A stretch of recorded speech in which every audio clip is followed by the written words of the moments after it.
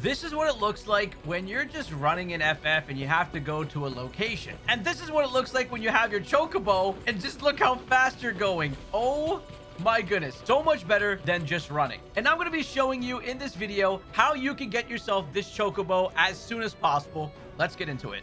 Now, I'd love to tell you that you can get this Chocobo right away in the game, but you're going to have a prerequisite in order to get this. And unfortunately, it's going to be a little bit close to the halfway point of the game, but the earlier halfway point. Now, in order to unlock the side quest that is going to allow you to get this Chocobo, you must clear the quest known as Release. This is going to be number 31 of the main quest storyline. The best part about the main story quest here is that it takes place in the Central Rosaria region, which is also where Martha's Rest is going to be around. Once you have completed that main quest, you should then have unlocked on your map multiple side quests, but the only one that you're going to be focused on is the one in Martha's Rest, and it is called the White-Winged Wonder, which will be located near the southern entrance of the town. To know how far you are in this quest, your main character should be about level 25 by just doing main quest and side quest. So that would put in perspective how far away you are from this. Now, knowing how a lot of RPG players are, you're gonna burn through the early part of the game and be here. So this is how you're gonna get your Chocobo. So approach the quest giver at the entrance of Martha's Rest on the southern side, and you'll have the plus on it. So then when you talk to Rowan, it's gonna ask us about being handy with a sword, and there's a bunch of Chocobo around, and also it's not just any Chocobos. Talks about a specific white Chocobo called Whiteheart and her flock that goes around protecting a bunch of travelers, which is pretty interesting. So go ahead and accept that quest, and then the quest giver will tell you exactly where you need to find these Chocobos. So just go ahead, accept the quest, and then prioritize it. After that, immediately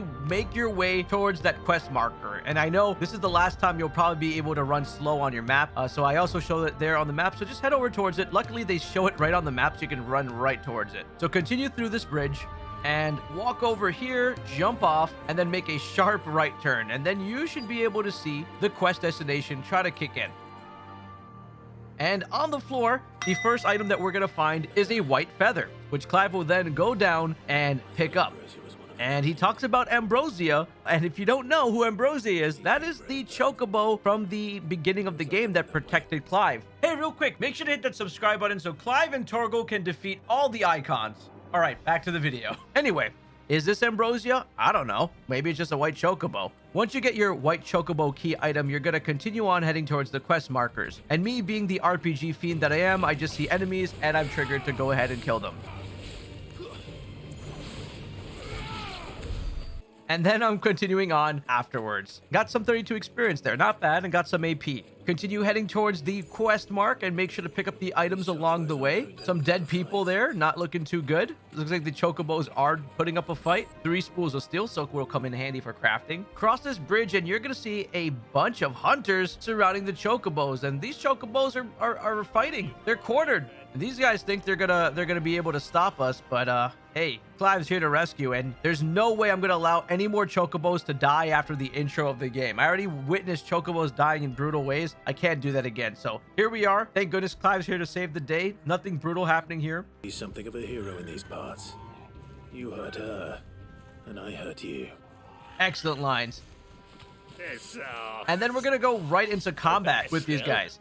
So the first part's pretty easy. These guys are gonna be able to be taken down. So I'm gonna go ahead and use my favorite move, which is Ignition, which is just group them all together and throw them away. Then just clean up the rest of these enemies pretty fast, and we'll move on towards the next stage. So just clean them up. And then the new enemies approach, and you'll notice in the distance is a larger enemy. So all you gotta really make sure that you're doing is just being able to dodge this enemy. It's a typical large enemy, so it shouldn't be too bad. So try to do those precision dodges and not get hit like that. Limit breaking sometimes helps a little bit with the more damage, so you can do that. Usually you want to save your limit break for after the enemy is knocked out completely. Break their shields. And once you get the enemy pretty low, stagger them and finish off the fight. And quest rewards will pretty much be 48 experience, 24 AP, and 120 gil, along with some steel soak and a gil bug that you can sell for some gil. Now, right after this cutscene, Clive is going to notice this bird approach him, and you can see a scar on the eye, telling the bird it's safe. Maybe the bird got that from combat. The dog notices. Torgo and the white bird know each other. And then Clive remembers this incident on the most terrible night I've ever witnessed in a Final Fantasy game ever. Ambrosia. And Ambrosia is there.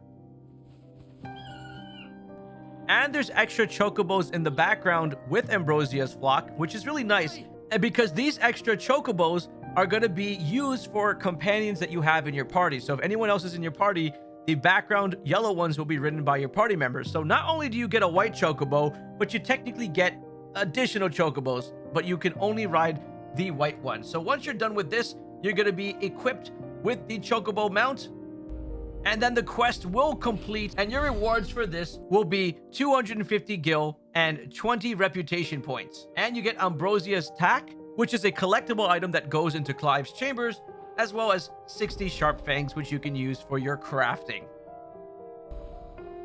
At this point, the game is going to tell you that you finally unlocked your chocobo, which is going to make your traveling a lot easier. Now, in order to summon the chocobo, all you have to do is able to hold down R3 just to summon it and mount it. So here's some useful tips when using Ambrosia. Now, if you come up to an enemy and the enemy spots you and you take a hit, you're going to be falling off your chocobo. So keep that in mind. Also, you won't be able to call your chocobo once you are in battle.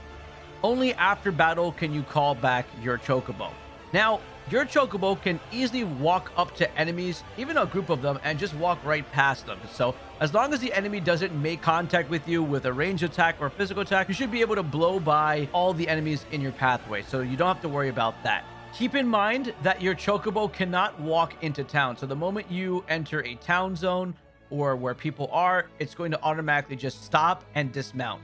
You also cannot call your chocobo in the town either. The only time you can call it is as soon as you step out past the border. So like right about here is where I can call the chocobo. Also, I just learned that while making this video, your chocobo apparently can wait outside of a gate for you, even though you're in a town and doesn't despawn out. Now, if you happen to be on a semi-cliff, your chocobo can actually do a little bit of gliding slash flying. So if you jump off here and hold X, you can see the wings give it a little bit more glide time. So it'll slowly glide down to the ground. It obviously cannot fly completely, but it's pretty good to use to drop down to lower parts of the floor. If you found this video helpful, make sure to check out this one. You'll probably learn something really interesting from this.